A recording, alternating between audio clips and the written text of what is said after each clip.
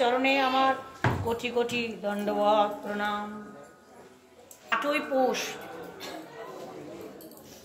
প্রতি বছরের মতো 6ই পৌষ থেকে আমাদের শ্রী গুরুদেবের গৃহ মন্দিরে যে আনন্দ উৎসব, দিব্য আনন্দ উৎসব, শ্রী শ্রী রাধা মাধব জিউয়ের সেবা, তার আজ তৃতীয় দিন।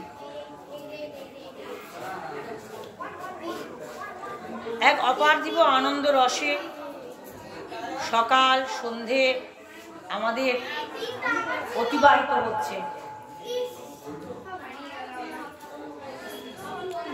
এই শুভ লগ্নে শ্রীমদ্ ভাগবত গীতার কথা, হরিকথা সামান্য একটু শ্রী গুরুদেবের আদেশে কৃপায় আপনাদের সামনে বলছি। শ্রীমদ্ ভাগবত গীতা প্রণাম মন্ত্রে গীতা দেবীকে, গীতা জননীকে বলা হচ্ছে কি,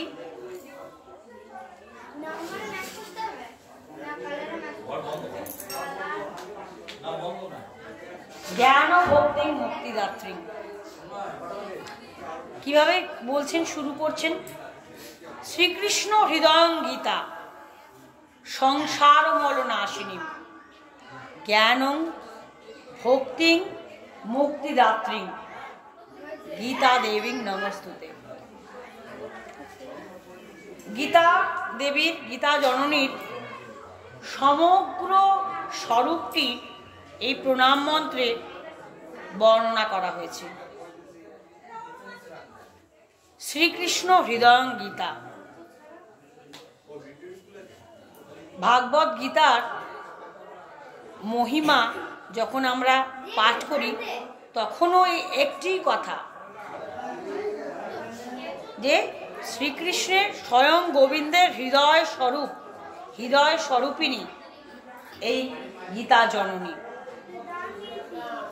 আর প্রত্যহ গীতা পাঠ করলে বা গীতা পাঠটি শ্রবণ করলেও কি ফল লাভ হয় দেখুন, সংসার ও মল নাশিনী। এই যে সংসার, এ তো মায়ার সংসার, আবার একই সঙ্গে এটি কিন্তু গোবিন্দেরও সংসার। যে যেভাবে আমরা গ্রহণ করব সংসার আমাদের সেই ফল দেবে। যদি আমরা মায়ার দাসত্ব করি তাহলে মায়াময় সংসারে আরো নিমজ্জিত হব। আর যদি সংসারটিকে আমরা ভেবে নিয়ে এটি গোবিন্দের সংসার, তাহলে যা কিছু হোক না কেন আমরা কিন্তু গোবিন্দ চরণটি ধরে থেকে শ্রী গুরুদেবের কৃপায়, গুরুদেব রূপ কাণ্ডারীকে সঙ্গে নিয়ে আমরা এই ভবসাগরটি পার হয়ে যাব। তাহলে সংসার রূপ মল নাশ করে। এই সংসারটির স্বরূপ কি গীতাতেই বলেছেন ভগবান। গীতা কেন এত গুরুত্বপূর্ণ? কারণ সমস্ত শাস্ত্রের সার তো এই গীতা, শ্রীমদ্ ভাগবত গীতা। সমস্ত শাস্ত্র আমরা শুনি বা আমরা যখন পড়ি, আমাদের ভগবানের যে শক্তাবেশ অবতার কৃষ্ণ দ্বৈপায়ন বেদব্যাস এই সমগ্র শাস্ত্র রচনা করেছেন। তো কিন্তু গীতা মহাভারতের একটি অংশ, কিন্তু গীতা কি স্বয়ং ভগবানের মুখনিসৃত বাণী। গীতায় দেখবেন আর কোনো শাস্ত্রে এইভাবে লেখা নেই যে শ্রী ভগবান উবাচ, অর্থাৎ ভগবান স্বয়ং নিজ মুখে বলছেন। আর এই গীতাতেই ভগবান কি বলছেন, সংসারটি কিরকম, দুঃখালয়ম অশাশ্বতম, দুঃখের আলয়। আলয় মানে গৃহ। তাহলে সংসার আমাদের কি দেয়, দুঃখ দেয়। আমরা সংসারের জন্য কত কিছু না করি, আমরা সংসারের দাস হয়ে যাই। আমরা সন্তানের জন্য ভাবি, পুত্রর জন্য ভাবি, স্বামীর জন্য ভাবি, স্ত্রীর জন্য ভাবি, আত্মীয় পরিজনের কথা ভাবি, তাদের কর্ম করি। কিন্তু আমরা কি বলি, কিছুই পেলাম না গো, শুধু করেই গেলাম। এর ফল তো ভগবান বলেই দিয়েছেন যে পরিণামে দুঃখ, কারণ সংসারটিই তো দুঃখালয়ম। আর কি শুধু দুঃখের আলয় নয়, সংসারটি অশাশ্বতম, অর্থাৎ এই সংসারটি একদিন অচিরেই কিন্তু বিনাশপ্রাপ্ত হবে, সেইটিকেই আমরা আঁকড়ে ধরছি। দেখুন, তাহলে এই গীতা পাঠ করলে বা গীতা শ্রবণ করলে ফল কি? সংসার মল নাশিনী, এই সংসারের যে মল, কলির যে কলমশ, কলির কালিমা, তা অচিরেই দূর হয়ে যায়, আর আমরা কিন্তু সেই অভয় চরণ লাভ করি। আর গীতা জননী আমাদের কি কি দান করতে পারেন? জ্ঞানম, জ্ঞান দান করেন। কি? সেই দিব্য জ্ঞান, এই পুস্তকের জ্ঞান বা স্কুল কলেজের বিদ্যা বা সেই জ্ঞান নয়, দিব্য জ্ঞান। কারণ দেখুন, 11 অধ্যায়ে ভগবান যখন অর্জুনকে সেই বিশ্বরূপ দর্শন করাচ্ছেন না, তখন অর্জুনকে বলছেন যে সাধারণ চোখে কিন্তু আমার এই দিব্য স্বরূপ দেখা যাবে না। কারণ কি? কৃষ্ণদাস কবিরাজ গোস্বামী পাদ তার শ্রী চৈতন্য চরিতামৃতে বলেছেন যে চর্মচক্ষে যা যা আমরা দেখছি সবে কিন্তু সেই প্রপঞ্চময়, অর্থাৎ মায়া স্বরূপ। চর্মচক্ষে আমরা যা দেখি তা মায়া স্বরূপ দেখি। তাই ভগবান যখন সেই বিশ্বরূপ দর্শন করাচ্ছেন অর্জুনকে, তখন অর্জুন বলছেন দিব্য চক্ষু দদামি, অর্থাৎ আমাকে দিব্য চক্ষু দান করো, তবে আমি তোমার সেই বিশ্বরূপ, সেই দিব্যরূপ দর্শন করতে পারবো। তাহলে গীতা জননী আমাদেরকে সেই জ্ঞানও দান করেন, সেই জ্ঞান দান করেন, দিব্য জ্ঞান দান করেন। আর কি? জ্ঞান ভক্তি। ভক্তি একমাত্র আমরা আমাদের অভীষ্ট বস্তু কি? গোবিন্দ চরণে, গৌর চরণে ভক্তি লাভ করাই আমাদের মানব জীবনের একমাত্র উদ্দেশ্য। তাহলে গীতা জননী সেই ভক্তি দান করেন। আর কি? মুক্তি দাত্রী, মুক্তি দেন। এই সংসারের নাগপাশ থেকে, সংসারের জড় যন্ত্রণা থেকে আমাদের মুক্তি দেন, আর আমাদেরকে গোবিন্দ চরণে পৌঁছে দেন। তাহলে জ্ঞান ভক্তি মুক্তিদাত্রী গীতা দেবী নমস্তুতে। সেই গীতা দেবীকে আমি নমস্কার করি। গীতার 18টি অধ্যায়, প্রত্যেকটি অধ্যায় এক একটি যোগ। প্রথম অধ্যায় অর্জুন বিষাদ যোগ, দ্বিতীয় অধ্যায় সাংখ্য যোগ, এর পর কর্মযোগ, জ্ঞানযোগ, সন্ন্যাস যোগ, অক্ষব্রহ্মযোগ, অবশেষে 18তম অধ্যায়টি মোক্ষ যোগ। এই যোগ কথাটি কিন্তু বিশেষ অর্থ আছে। যোগ কথাটির অর্থ কি? যোগ মানে রাস্তা বা মার্গ। কি মার্গ? 18টি মার্গ দেখিয়েছেন ভগবান, ভগবানের সঙ্গে যুক্ত হওয়ার, যোগ হওয়ার। যোগ মানে কি? যুক্ত হওয়া। এই যুক্ত হওয়ার 18টি বিভিন্ন রাস্তা ভগবান দেখিয়েছেন। কিন্তু গীতার যে আসল কথাটি বা গীতার আসল তত্ত্বটি, যে 18টি মার্গের মধ্যে, 18টি পথের মধ্যে সর্বশ্রেষ্ঠ পথ কি? দেখুন, বিভিন্নভাবে তো একটা জায়গায় পৌঁছানো যায়। কলকাতা যাওয়ার বিভিন্ন রাস্তা আছে। কাটোয়া থেকে ধরুন আপনি কলকাতায় যাবেন, আপনি বাসে যেতে পারেন, আপনি সড়ক পথে গাড়িতে যেতে পারেন, কিন্তু সব থেকে সহজ রাস্তাটি কি? আপনি কাটোয়া হাওড়া লোকালে উঠে পড়ুন, সব থেকে সহজ এবং সব থেকে কম খরচ। এটাও খুব ভাবার বিষয়। শুধু রাস্তা সহজ হলে হবে না, আমাদের খরচ, অর্থাৎ যে পার হব তার পারানিটিও যেন কম থাকে। তাহলে এই ভক্তি যোগ ভগবান বলেছেন সর্বশ্রেষ্ঠ ভগবানকে যোগ করার বা ভগবানের কাছে পৌঁছানোর যে রাস্তা সব থেকে সহজ এবং সব থেকে সঠিক রাস্তাটি কি ভক্তিযোগ, যা সরাসরি ভক্তকে ভক্তিযোগের মাধ্যমে গোবিন্দ চরণে যুক্ত করে দেন। তাই দ্বাদশ অধ্যায়টির নাম ভক্তিযোগ। গীতার যে 18 অধ্যায়, সেখানে ভগবান নিজ মুখে পরিষ্কার ঘোষণা করেছেন মোক্ষযোগে। কি বলছেন? এটি আমাদের জন্য সর্বশ্রেষ্ঠ উপদেশ।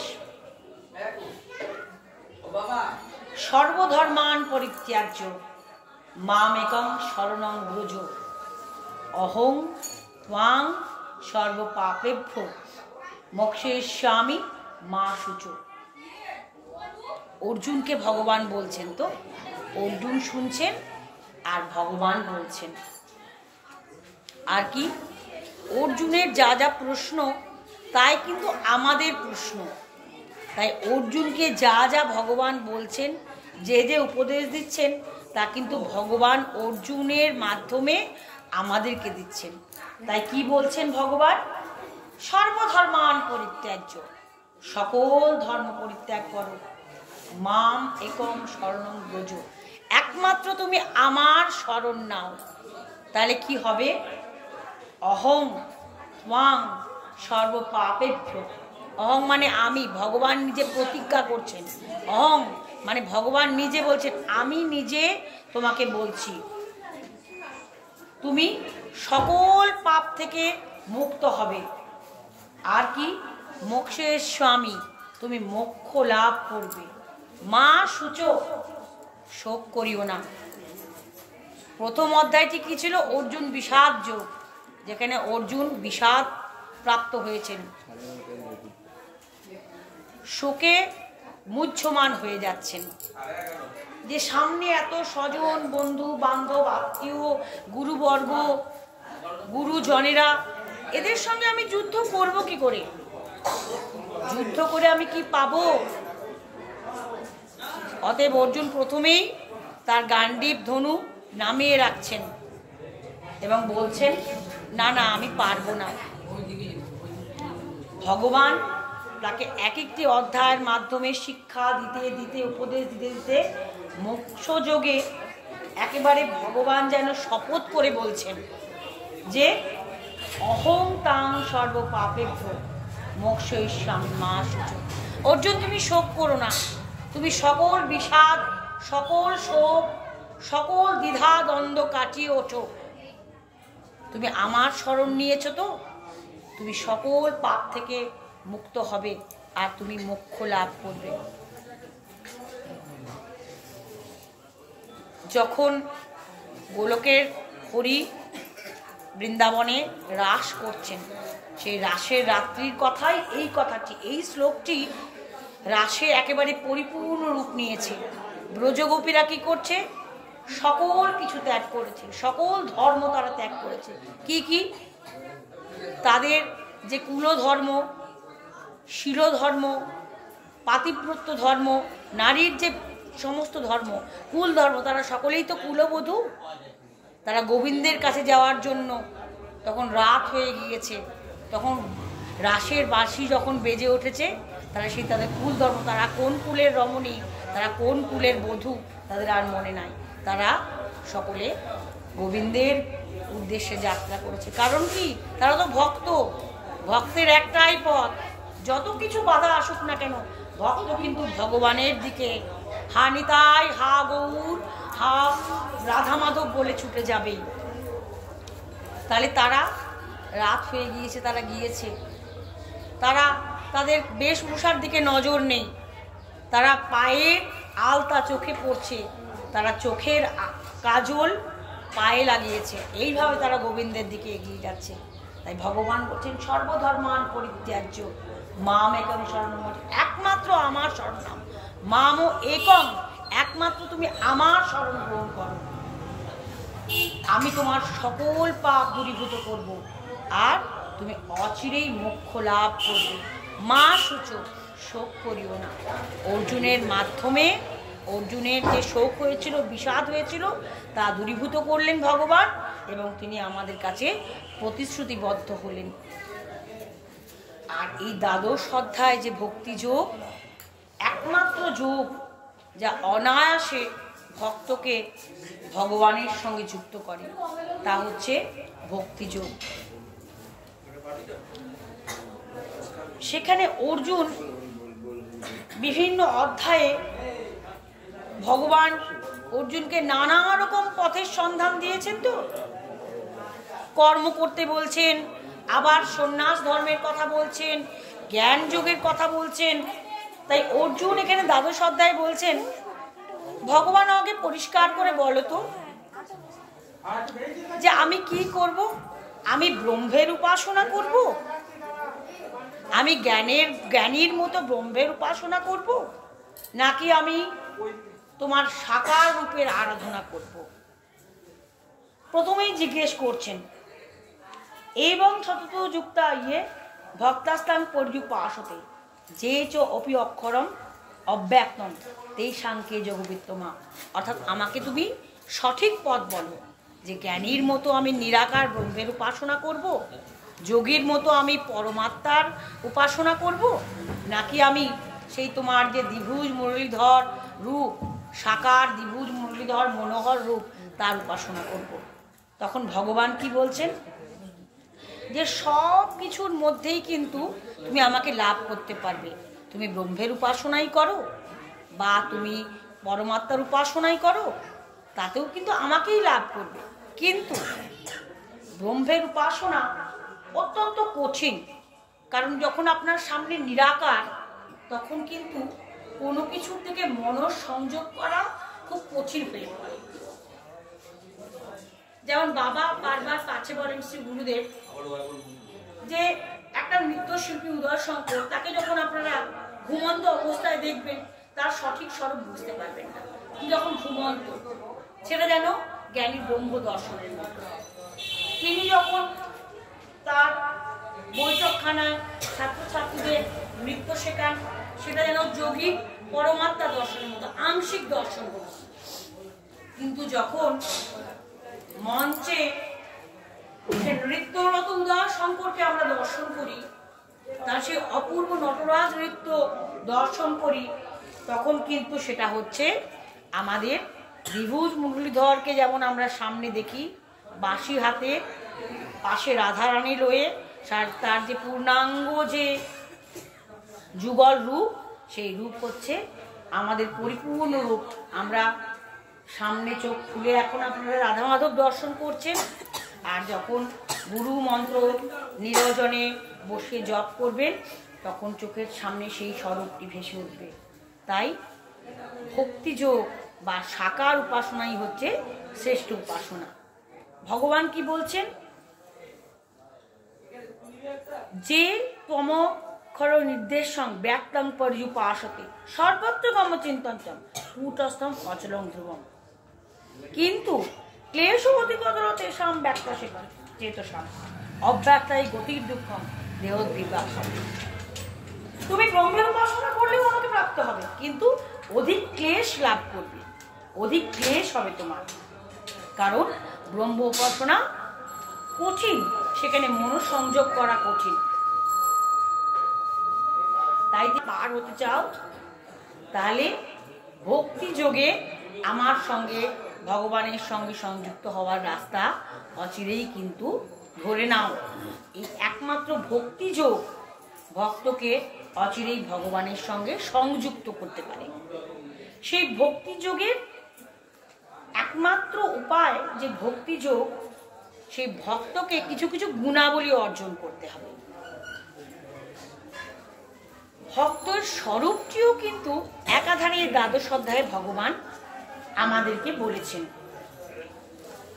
ভক্তের স্বরূপ কিরকম একটু দেখুন।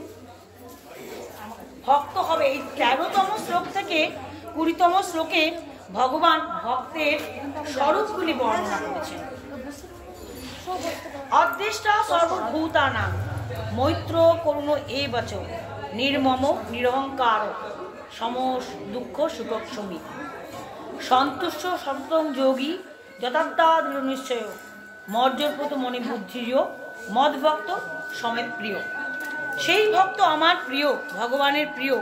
এই গুণাবলী, তিনি হবেন করুণ, নিরহংকার, দুঃখ সুখের সমান ভাব তার, সেই সমত্ব বুদ্ধি তিনি লাভ করবেন। আর কি কি? হর্ষ অমর্ষ ভয় মুক্ত যশ সচমে প্রিয়, অর্থাৎ আনন্দেও উদ্বেল হয়ে উঠবেন না, দুঃখেও ভেঙে পড়বেন না, সেই ভক্তই আমার প্রিয়। আর কি? তিনি হবেন শুচি, তার শুচিতা পবিত্রতা থাকবে। যখন আমরা আহ্নিক করি তখন গঙ্গা জল নিয়ে কি বলি? সব আহ্য অভ্যন্তর শুচি, অর্থাৎ আমাদের বহিরঙ্গের শুচিতা এবং অন্তরঙ্গের শুচিতা ভগবানের কাছে আমরা চাই। সেই ভক্ত হবেন শুচি, উদাসীন। কে তাকে মন্দ কথা বলল, কে তার প্রশংসা করলো, ভক্ত কিন্তু উদাসীন ভক্ত। যেমন ভগবান উদাসীন, ভগবানের কাছে সকলে প্রিয়, কিন্তু ভগবান তাকেই কিন্তু অতীব প্রিয় করেন যে ভগবানকে ভজনা করে। যে যথামাং প্রপদ্যন্তে তাং তথৈব ভজাম্যহম, যে যেভাবে আমার ভজনা করবে আমি তাকে সেইভাবেই কিন্তু ইষ্টফল লাভ দেব। সুতরাং ভগবান উদাসীন, যে যেভাবে ইচ্ছে ভগবানের ভজনা করে ফল ভগবান দেবেন। আর কি? যৌন হৃষ্যতি ন দেশতি ন শোচতি ন কাঙ্ক্ষতি শুভাশুভ পরিত্যাগী ভক্তিমান যশ প্রিয়। শুভ অশুভ যাই ফল লাভ, ভক্ত কিন্তু নির্বিকার, তিনি একমাত্র গোবিন্দ চরণকে স্মরণ করেছেন। বাবা দেখবেন গানে বলেন, ভজ হরে মন শ্রীনন্দ নন্দন অভয় চরণ আরবিন্দ। কারণ ভক্ত তো জেনে গেছে অভয় চরণটিকে ধরে থাকলে অনায়াসে মৃত্যুময় সংসার সাগর সে অচিরাত পার হয়ে যাবে। আর কি?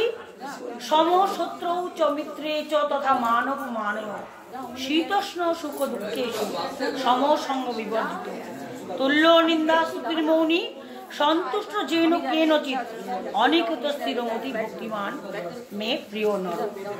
এই সমস্ত গুণাবলী, তার শীতও লাগে না, অতিরিক্ত গরমও লাগে না, তার নিদ্রাও অতিরিক্ত নয়, অতিরিক্ত জাগরণও নয়। কারণ সেই যে সরগোস্বামীরা যেভাবে ভজন করেছেন বৃন্দাবনে, এক এক বৃক্ষের তলায় এক এক রাত্রি যাপন, কভু উপবাস, কভু চানা চর্বণ। আর কি? রাধারানীর চরণ স্মরণ করে সেই রঘুনাথ দাস গোস্বামী, সেই সনাতন গোস্বামী এক এক বৃক্ষের তলায় বসে আছেন, ভজন করছেন এক এক রাত্রিতে এক এক বৃক্ষের তলায়, যাতে আসক্তিটুকুও না জন্মে। তারা তো সর্বত্যাগী, তবু দেখুন কিরকম ভয়ে ভয়ে, কিরকম আশঙ্কা করে, কত যত্ন করে ভজনটি করতে হয়। তাহলে ভক্তর সেই ভগবানের চরণটি ধরে আছেন ভক্ত, আর কিছু দরকার নেই। শীতও তার কাছে সমান, গ্রীষ্মও তার কাছে সমান, নিন্দাও তার কাছে সমান, স্তুতিও তার কাছে কোনো কিছু বেশি কিছু তাকে উদ্বেল করে না।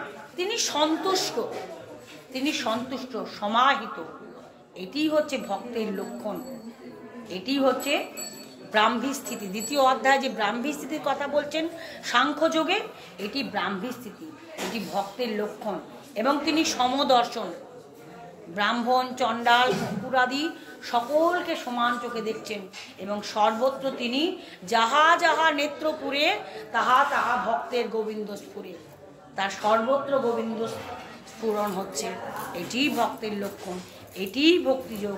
এই দ্বাদশ অধ্যায় গীতার ভগবান অর্জুনের মাধ্যমে আমাদেরকে ভক্তের লক্ষণগুলি বলেছেন, যে এই রকম গুণাবলী যদি অর্জন করি, এটি অর্জন করা যায় না, এটি ভজনের মাধ্যমে গুরু চরণটিকে সার করে, গুরুর মাধ্যমে গুরু চরণকে দৃঢ়ভাবে ধরে থেকে এই ভক্তিপথে অগ্রসর হলে তবেই এই ভক্তের গুণাবলীগুলো অর্জন করা যায় এবং অনায়াসে ভক্তিযোগে ভগবানের সঙ্গে সংযুক্ত হওয়া যায়। এটিই ভক্তিযোগ, এটিই দ্বাদশ অধ্যায়। এইটি আমাদের প্রতিদিনের অনুশীলনে রাখতে হবে। গীতা শ্রবণ কীর্তন করে আমাদের মানব জীবনকে ধন্য করতে হবে। আজ সেই হরিকথার এখানেই বিশ্রাম। জয় নিতাই, জয় গৌর, জয় রাধা মাধব, জয় রাধে, জয় গৌর বিষ্ণুপ্রিয়া। ভজনানন্দে থাকুন, গুরুচরণটি স্মরণ করে রাধা মাধবের সঙ্গে যুক্ত থেকে আমাদের জীবনটিকে পরমানন্দে ভরিয়ে তুলুন, এই আমাদের প্রার্থনা। জয় নিতাই।